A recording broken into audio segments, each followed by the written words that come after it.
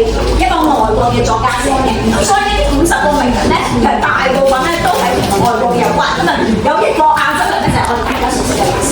而家做一啲當預習先嚇，即係知道下咧，之後要講羅馬帝國。咁啊，東漢帝國應該咧中一中史咧都會提到㗎啦。